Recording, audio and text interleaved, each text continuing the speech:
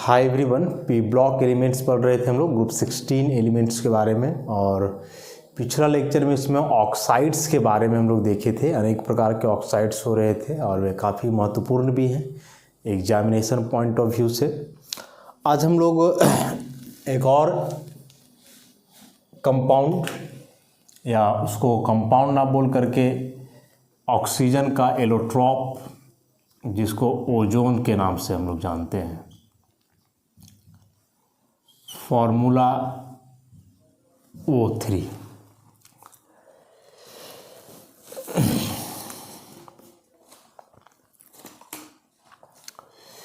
Ozone जानते हैं हम लोग कि यह एलोट्रॉप है, allotropic form of oxygen. Allotrope कहने का मतलब हुआ कि एक ही एलिमेंट का कॉम्बिनेशन, सेल्फ कॉम्बिनेशन, जो प्रेजेंट होता है, present in the upper atmosphere, present in the upper atmosphere of earth about 20 kilometre. मतलब अर्थ का जो एटमॉस्फेयर है, अर्थ सरफेस से ऊपर 20 किलोमीटर तक आप जाओगे तो उसके बाद ओजोन का लेयर होता है। और यह ओजोन बनता कैसे है? तो ऑक्सीजन गैस से। ऑक्सीजन गैस है एटमॉस्फेयर में। जब यूवी लाइट पड़ता है इस पर, यूवी लाइट जो कि सनलाइट में है, तो यह कन्वर्ट हो जाता है ओजोन में। ऐसा ओजोन में कन्वर्ट हो जाता है और ये है डाइऑक्सीजन। तो ओजोन ऑक्सीजन का एक एलोट्रॉपिक फॉर्म हुआ जो अर्थ के अपर एटमॉस्फेयर में प्रेजेंट होता है, अर्थ सरफेस से 20 किलोमीटर ऊपर। और बनता कैसे है? तो डाइऑक्सीजन जो है अर्थ एटमॉस्फेयर में, एयर में, जब उस पर सनलाइट से आया हुआ यूवी रेडिएशन पड़ता है तो वह ऑक्सीजन ही कन्वर्ट हो जाता है किसमें? ओजोन में। अब प्रिपरेशन की बात करें कि इसको यदि हम लोग बनाना चाहे, लैब में बनाना पड़े ओजोन को, तो कैसे बनेगा? यहाँ तो चलो नेचुरली बन गया, यूवी लाइट पड़ा ऑक्सीजन गैस पे। तो ओजोन एक्चुअली ऑक्सीजन गैस से ही बनाया जाता है, चाहे वह नेचुरली यूवी रेडिएशन पड़ने से हो या फिर आप साइलेंट इलेक्ट्रिक डिस्चार्ज पास करवा करके करो।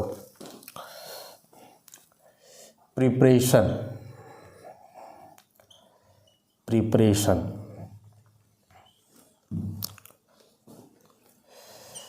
तो ozone is prepared by passing, ozone is prepared by passing silent electric discharge. Silent electric discharge का मतलब हुआ स्पार्कलेस इलेक्ट्रिक डिस्चार्ज, या स्पार्कलेस इलेक्ट्रिसिटी बोलो उसको। Through pure cold and dry oxygen in an ozoniser. ऐसा ऑक्सीजन गैस है जो बोल रहा है कि प्योर होगा, थोड़ा ठंडा रहेगा, ठंडा में कम टेम्परेचर का, और ड्राई मतलब इसमें मॉइस्चर वगैरह नहीं होंगे। तो जब इस ऑक्सीजन गैस से पास करवाया जाता है silent electric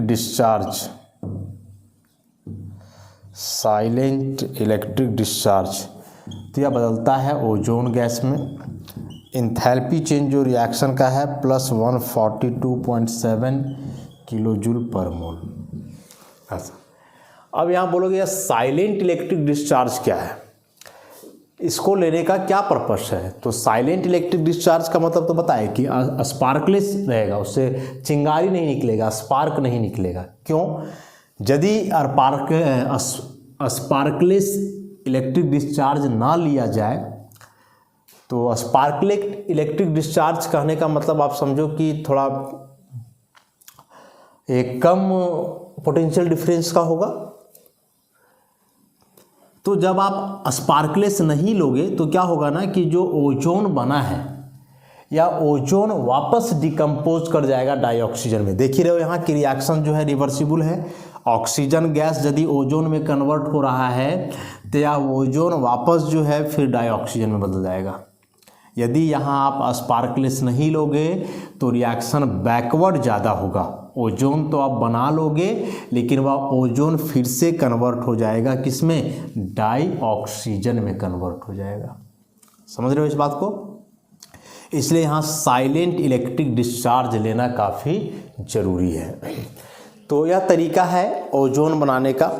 reaction endothermic nature का है, इंथैल्पी चेंज पॉजिटिव है, प्लस 142.7 किलो जूल पर मोल। तो स्पार्कलेस नहीं लेने से क्या होगा ना कि टेम्परेचर बढ़ेगा, और जब टेम्परेचर बढ़ेगा तो बताए कि ओजोन का डिकम्पोजिशन हो जाएगा फिर किसमें, डाइऑक्सीजन में। हालांकि जो नेचुरल ऑक्सीजन है एयर में उसमें कुछ कुछ मॉलिक्यूल्स ओजोन के भी होते हैं। आप वहाँ से भी चाहो तो ओजोन को अलग कर सकते हो, ओजोन को वहाँ से भी अलग किया जा सकता है।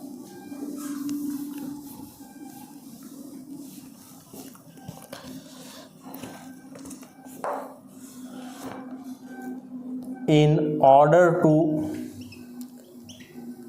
order to get pure ozone, यदि प्योर ओजोन लेना है,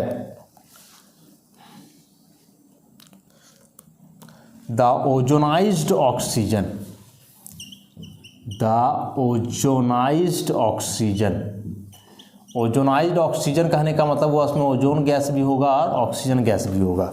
ozonised oxygen is cooled by liquid air,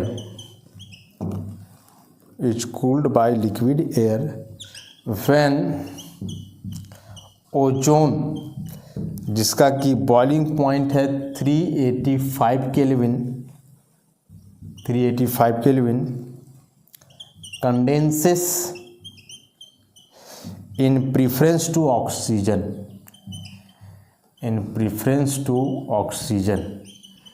जिसका कि बॉइलिंग पॉइंट हम लोग लिखे थे 90 केल्विन। तो बोल रहा है ओजोनाइज्ड ऑक्सीजन मतलब ऐसा ऑक्सीजन जिसमें ओजोन भी, देखो ओजोन बताया कि नेचुरली भी ओजोन बनता है। जो एयर में ऑक्सीजन है जब उस पर यूवी रेडिएशन पड़े तो वह ऑक्सीजन कन्वर्ट हो जाता है ओजोन में। मतलब कहीं ना कहीं एयर में ऑक्सीजन के साथ ओजोन है लेकिन अपर लेयर में, यहाँ अर्थ का जो सरफेस लेयर में नहीं है। तो जब उस ओजोनाइज्ड ऑक्सीजन को आप कूल करोगे लिक्विड एयर से, मतलब जो लिक्विड जैसे एक कंटेनर है तो एक कंटेनर में क्या है कि ये दोनों आप ले लिए हो, ओजोनाइज्ड ऑक्सीजन माने ओजोन भी और ऑक्सीजन भी, और उसको रख देना है लिक्विड एयर में। तो लिक्विड एयर क्या करेगा, उसको कंडेंस करेगा। तो बोल रहा है कि ओजोन का बॉइलिंग पॉइंट ज़्यादा है इसलिए पहले कंडेंस होगा, और ऑक्सीजन का जो है कम है तो थोड़ा लेट से कंडेंस होगा। तो जब ये पहले कंडेंस होगा मतलब ये लिक्विफाई हो जाएगा और ये जो है गैसियस फॉर्म में ही रहेगा। तो इस तरह से दोनों का सेपरेशन हो जाएगा और यहाँ से आप प्योर ओजोन जो है प्राप्त कर सकते हो, प्योर ओजोन गेट कर सकते हो। तो बहुत मेथड्स तो नहीं, बस सिंपल सा एक, चाहे ऑक्सीजन गैस से यूवी रेडिएशन पास हो, चाहे साइलेंट इलेक्ट्रिक डिस्चार्ज पास करवाओ, या फिर आप ओजोनाइज्ड ऑक्सीजन को कूल करो लिक्विड एयर से। अब आता है इसमें physical properties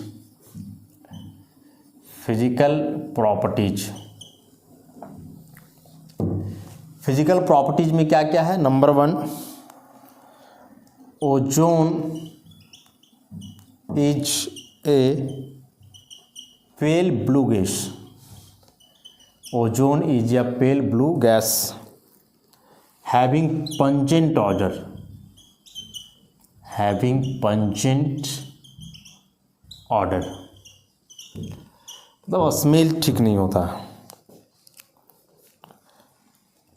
it is 1.5 times heavier than air, हवा की तुलना में 1.5 गुना भारी है, मतलब डेंसिटी ज़्यादा है। It liquefies to a deep blue liquid at 161.2 Kelvin, which can be solidified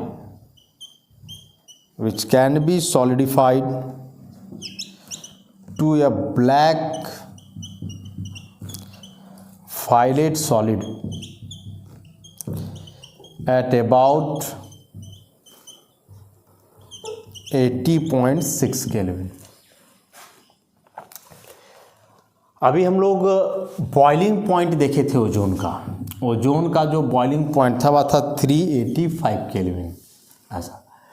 अब बोल रहा है कि वही ओजोन को यदि आप लिक्विफाई करोगे तो कूल करना होगा, टेम्परेचर घटाना होगा, और वह लिक्विड में बदल जाएगा कब? जब आप टेम्परेचर को करोगे 161.2 केल्विन इस टेम्परेचर पे। मतलब ये जो 385 केल्विन टेम्परेचर है उस टेम्परेचर, ये तो खैर बॉइलिंग पॉइंट का टेम्परेचर है, इससे मतलब नहीं है।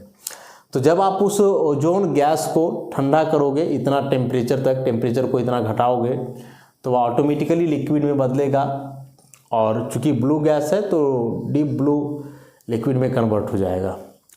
फिर से टेम्परेचर को और घटाओगे, माने फिर से इसका आधा, तकरीबन 161.2 को कर दिया 80.6, तो फिर से यह सॉलिडिफाई करेगा, और इस बार जो इसका कलर हो जाएगा ब्लैक वायलेट, मतलब कलर और डेंस होते जाएगा। गैस है तो पेल ब्लू है, हल्का ब्लू, लिक्विड में बदले तो डीप ब्लू, फिर और उसको किए मतलब सॉलिडिफाई हुआ तो ब्लैक वायलेट हो गया। तो कलर धीरे धीरे डेंस होते जाता है जैसे जैसे गैस से लिक्विड, लिक्विड से सॉलिड में जाएगा। तो उसके बाद सबसे इम्पॉर्टेंट पॉइंट कि यह डायामैग्नेटिक नेचर का है। It is diamagnetic. जो डाइऑक्सीजन था O2, उसके बारे में हम लोग देखे थे कि वह एक पैरामैग्नेटिक मॉलिक्यूल था, लेकिन यह जो ओजोन है यह पैरामैग्नेटिक नहीं, डायामैग्नेटिक मॉलिक्यूल है। याद रखोगे, बहुत इंपॉर्टेंट है यह पॉइंट। मतलब इसके पास कोई अनपेयर्ड इलेक्ट्रॉन नहीं होगा। वाटर में बहुत कम सॉल्युबल है, डाइऑक्सीजन भी कम सॉल्युबल था। It is slightly soluble in water, it is slightly soluble in water, बहुत कम सॉल्युबल है। It's breathing causes headache. बोल रहा है कि यदि ब्रीथिंग में डाइऑक्सीजन के साथ ओजोन गैस भी चला जाए तो सर दर्द होता है, हेडेक का कारण बनता है। तो ये थे ओजोन के कुछ फिजिकल प्रॉपर्टीज, जिसमें से डायामैग्नेटिक नेचर इम्पॉर्टेंट हुआ, एग्ज़ाम में पूछने लायक। इस पॉइंट को भी आप ध्यान में रखोगे कि जैसे जैसे टेम्परेचर आप कम करोगे ओजोन के लिए, कलर इसका डेंस होते जाएगा। ओरिजिनली गैस है तो पेल ब्लू, लिक्विड में बदला डीप ब्लू, सॉलिड में बदल गया तो ब्लैक वायलेट कलर, डेंस होते जाएगा कलर और धीरे धीरे ये होते जाएगा। तो ये फिजिकल प्रॉपर्टीज हुए ओजोन के। अब इसके कुछ केमिकल बिहेवियर या केमिकल प्रॉपर्टीज की बात करेंगे हम लोग।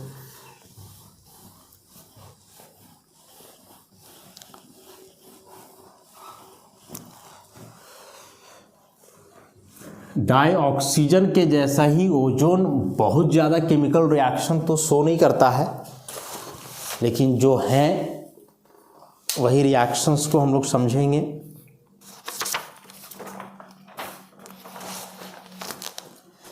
तो अब आता है केमिकल प्रॉपर्टीज। केमिकल प्रॉपर्टीज, तो केमिकल प्रॉपर्टीज में सबसे पहला बोल रहा है डिकम्पोजिशन। ओजोन बहुत स्टेबल मॉलिक्यूल नहीं है, हाई टेम्परेचर मिले डिकम्पोज कर सकता है। ओजोन 573 केल्विन, बहुत ज़्यादा टेम्परेचर भी नहीं है, एक मॉडरेट टेम्परेचर पर भी जो है यह डिकम्पोज कर रहा है। ऑक्सीजन गैस में 68 किलो कैलोरी पर मोल, मतलब इस डिकम्पोजिशन के लिए जो एनर्जी चाहिए, 1 मोल ओजोन यदि डिकम्पोज करे तो उसके लिए 68 किलो कैलोरी एनर्जी इन्वॉल्व हो रहा है। उसके बाद वेरी इंपॉर्टेंट, ऑक्सीडाइजिंग नेचर।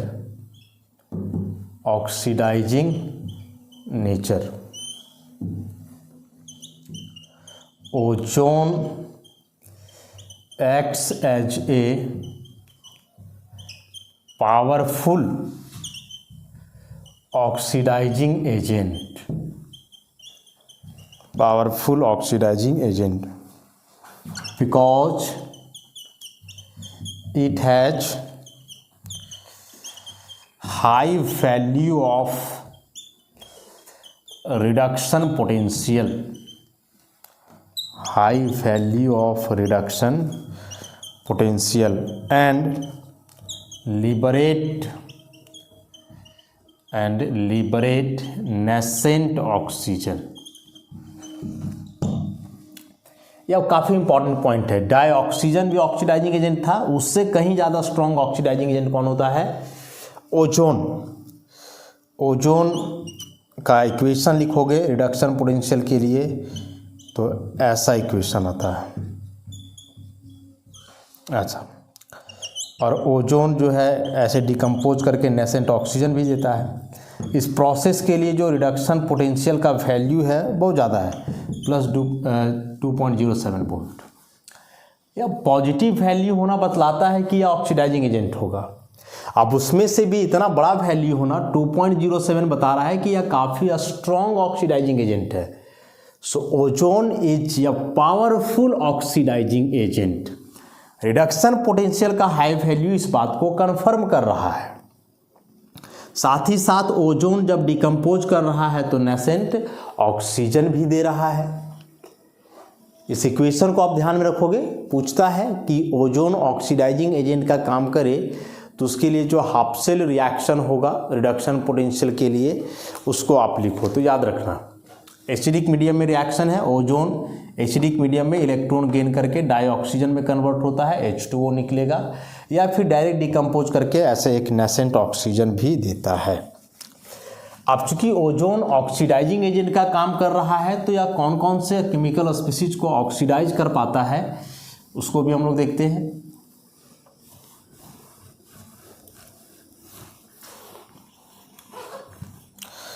तो सबसे पहले oxidation of metals. Oxidation of metals, metals के ऑक्सीडेशन की बात करेंगे हम लोग। कुछ सर्टेन मेटल को ही उसके ऑक्साइड में ही करता है, और जो बहुत ज़्यादा एक्टिव मेटल्स नहीं है खास करके उसी का ऑक्सीडेशन करता है। सिल्वर वगैरह का डायरेक्ट ऑक्सीजन नॉर्मल मतलब ऑक्सीडेशन नॉर्मल ऑक्सीजन से बहुत रेयर होता है, काफ़ी आसानी से यह ऑक्सीडाइज नहीं करता है। लेकिन यहाँ हम लोग देख रहे हैं कि ओजोन इस सिल्वर को सिल्वर ऑक्साइड में ऑक्सीडाइज कर पा रहा है। उसी प्रकार से मरकरी है तो इसको मर्क्यूरस ऑक्साइड में ऑक्सीडाइज कर दे रहा है। उसी प्रकार से कुछ सर्टेन नॉन मेटल्स भी हैं, ऑक्सीडेशन ऑफ नॉन मेटल्स, उस नॉन मेटल्स को भी ऑक्सीडाइज करेगा।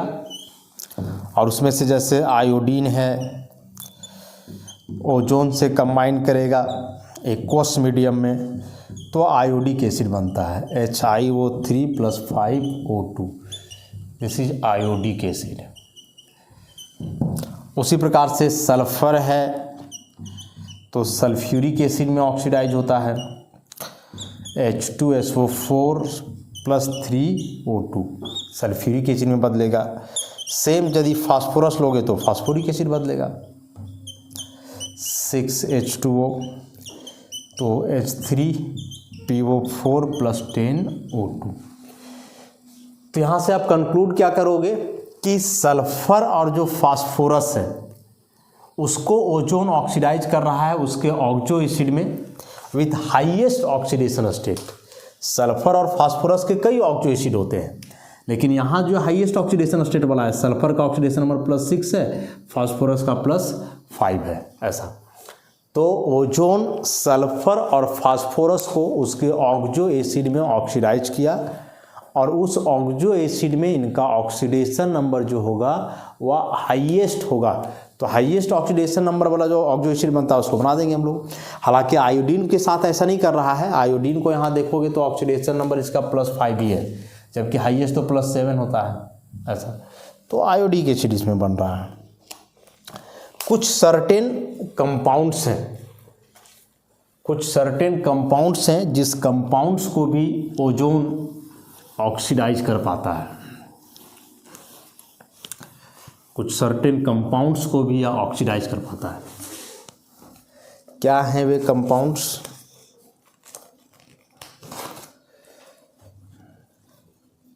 तो oxidation of compounds, oxidation of compounds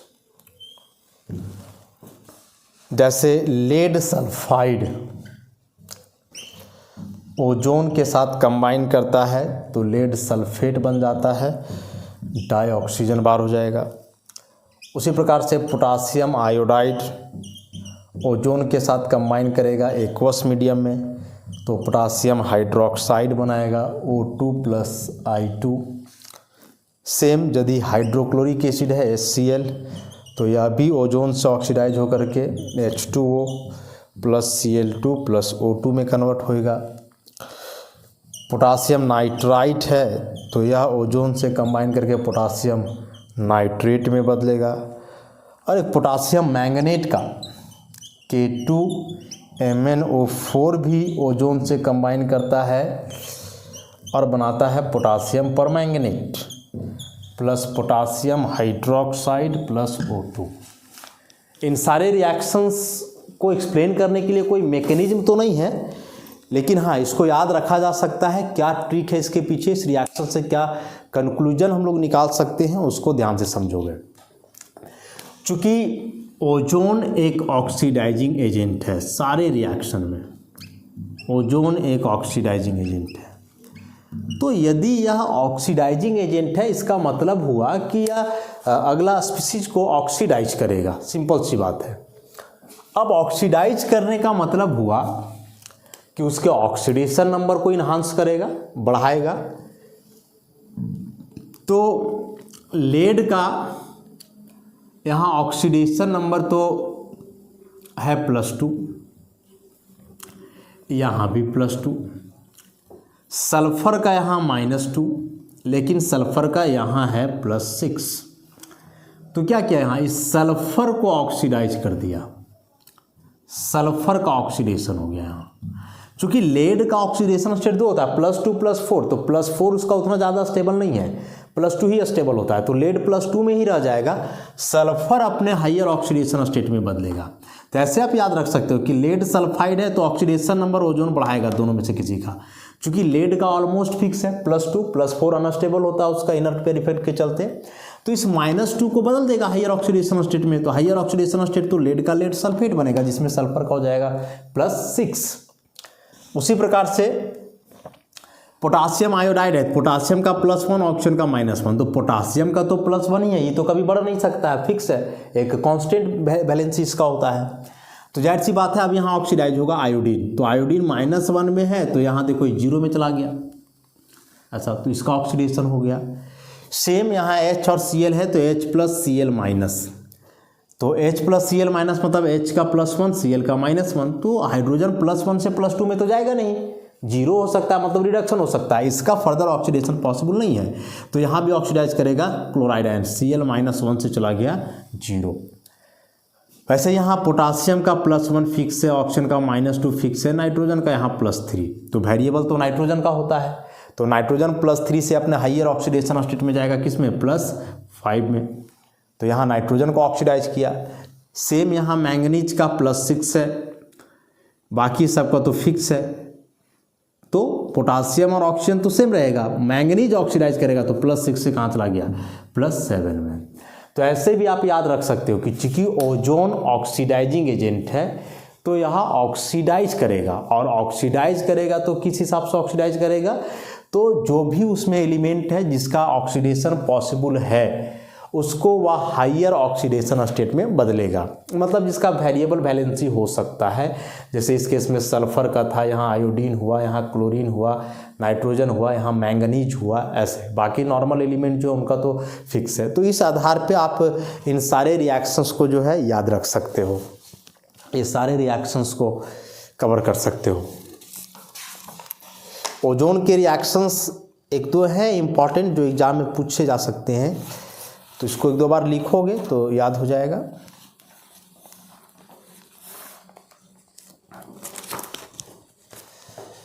उसके बाद ओजोन ब्लीचिंग एजेंट का भी काम करता है। ब्लीचिंग एजेंट कहने का मतलब कलर फेड करता है, वो तो डाइऑक्सीजन भी कर रहा था ब्लीचिंग एजेंट का काम। कपड़ा को हम लोग ज़्यादा देर तक धूप में छोड़ दें एयर के संपर्क में तो उसका कलर धीरे धीरे गायब होने लगता है, काफ़ी स्लो।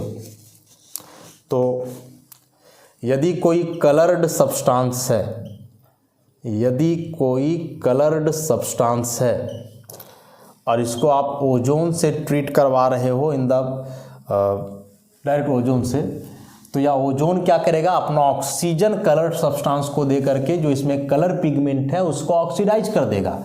तो यह कलर्ड सब्सटेंस हो जाएगा कलरलेस और या ओजोन हो जाएगा डाइऑक्सीजन। समझे क्या बोले छो? कलर सब्सटेंस, तो किसी भी सब्सटेंस का कलर होता है तो कुछ कलर पिगमेंट के चलते। कलर पिगमेंट मतलब वह एक स्पेशल कंपाउंड होता है, ऑर्गेनिक कंपाउंड। तो जब यह ओजोन अपना ऑक्सीजन देगा तो कलर सब्सटेंस का जो कलर पिगमेंट है मतलब वह कंपाउंड वह ऑक्सीडाइज हो जाता है, और ऑक्सीडाइज हो जाएगा तो उसी के चलते कलर ही था, और जब वह ऑक्सीडाइज हो गया तो उसका कलर गायब हो जाएगा, तो वह कलर्ड सब्सटेंस कलरलेस हो जाएगा और ओजोन बदल जाएगा डाइऑक्सीजन में। एक ऑक्सीजन इसका चला गया उस कलर को हटाने के लिए वहाँ से। ऑर्गेनिक में एक रिएक्शन आप पढ़ोगे ओजोन का, फॉर्मेशन ऑफ ओजोनाइड, कि जब किसी सुटेबल अल्कीन को आप ओजोन से ट्रीट करवाते हो, चूँकि अल्कीन ओजोन दोनों गैसेस हैं तो यहाँ एक इनर्ट सॉल्वेंट CCl4 लिया जाता है, तो यह सबसे पहले मोलओजोनाइड में कन्वर्ट होता है और फिर ओजोनाइड में बदलता है, इस प्रकार का कंपाउंड। ऑर्गेनिक पढ़ेंगे उस समय इस रिएक्शन को डिटेल में तो हम लोग जानेंगे ही। इस रिएक्शन से आगे कार्बोनिल कंपाउंड का भी फॉर्मेशन होता है, अल्डिहाइड कीटोन वगैरह का, तो वहाँ से हम लोग इसको करेंगे। परऑक्साइड के साथ कंबाइन करके या नॉर्मल ऑक्साइड देता है। जैसे हाइड्रोजन परऑक्साइड को ओजोन से ट्रीट करवाओगे तो नॉर्मल हाइड्रोजन ऑक्साइड डाइऑक्सीजन निकलेगा। तो यहाँ भी यह क्या किया, ऑक्सीजन को, जैसे ऑक्सीजन का ऑक्सीडेशन नंबर -1 यहाँ -2 रिड्यूस कर दिया, ऑक्सीजन को क्या किया, रिड्यूस कर दिया। उसी प्रकार से बेरियम परऑक्साइड ओजोन से कंबाइन करेगा तो बेरियम ऑक्साइड +2O2, यहाँ -1 और यहाँ -2, ऐसा। तो ओजोन भी क्या किया, इन परऑक्साइड को यहाँ देखो -1 से -2 मतलब ऑक्सीडेशन नंबर कम हो जा रहा है ना, तो रिड्यूस कर दे रहा है। तो अब काफ़ी इंपॉर्टेंट हुआ, इंपॉर्टेंट इस मायने में हुआ, पूछा जाए कि एक वैसा रिएक्शन बताओ जिसमें ओजोन रिड्यूसिंग एजेंट का काम करेगा। यहाँ तो रिड्यूसिंग एजेंट का ही काम कर रहा है ना जी, ऑक्सीजन को रिड्यूस कर रहा है, हालांकि यहाँ ऑक्सीडाइज भी कर रहा है, ऑक्सीडेशन नंबर 0, ऐसा। तो एक प्रकार से डिस्प्रोपोर्शनेशन रिएक्शन बोल सकते हो कि सिंगल स्पीशीज का ऑक्सीडेशन रिडक्शन दोनों ऑब्जर्व किया जा रहा है, तो डिस्प्रोपोर्शनेशन रिएक्शन की कैटेगरी में आप इसको रख सकते हो। मोस्ट इंपॉर्टेंट, अब ओजोन के स्ट्रक्चर की बात करें हम लोग, ओजोन का स्ट्रक्चर, तो लेविस स्ट्रक्चर ओजोन का हम लोग जानते हैं कुछ इस प्रकार से। लेविस स्ट्रक्चर ओजोन का कुछ ऐसा होता है। इसी में आप रेजोनेंस दिखला सकते हो, इसको यहाँ कर दो, इसको वापस इधर कर दो उठा करके, माइनस यहाँ single bond oxygen, double bond oxygen, ऐसा। फाइनली जब इसका हाइब्रिड बनाओगे तो कुछ इस प्रकार से बनना चाहिए। 5 इलेक्ट्रॉन का डिलोकलाइजेशन हो रहा है ऐसा, पार्शियल नेगेटिव, इस पर पूरा पॉजिटिव लोकलाइज्ड है हमेशा। यहाँ यह जो बॉन्ड लेंथ है ऑक्सीजन का 128 पिकोमीटर, और यह जो एंगल है वो होता है 117 डिग्री। एंगुलर टाइप का हुआ, एंगुलर शेप इसका, SO2 मॉलिक्यूल के जैसा। अब ओजोन का यूज, तो कई यूज हैं।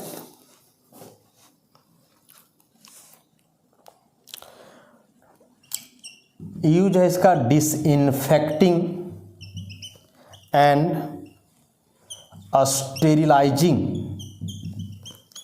Water because ozone has germicidal property. Ozone has germicidal properties. Water को डिसइंफेक्ट करने के लिए, साथ ही स्टेरिलाइज, एक ही बात हुआ। ओजोन का जर्मिसिडल प्रॉपर्टी है, मतलब जर्म्स को किल करता है, कीटाणुओं को मारता है। इसलिए वाटर को प्यूरिफाई करना हो तो ऑक्सीजन गैस पास करवा करके किया जा सकता है। एयर को प्यूरिफाई करने के लिए भी यूज होता है इसका। जहाँ बहुत ज़्यादा भीड़ भाड़ वाला जगह है, क्राउडेड प्लेस है, वहाँ एयर को यदि प्यूरिफाई करना है तो ऑक्सीजन गैस का भी इस्तेमाल किया जाता है।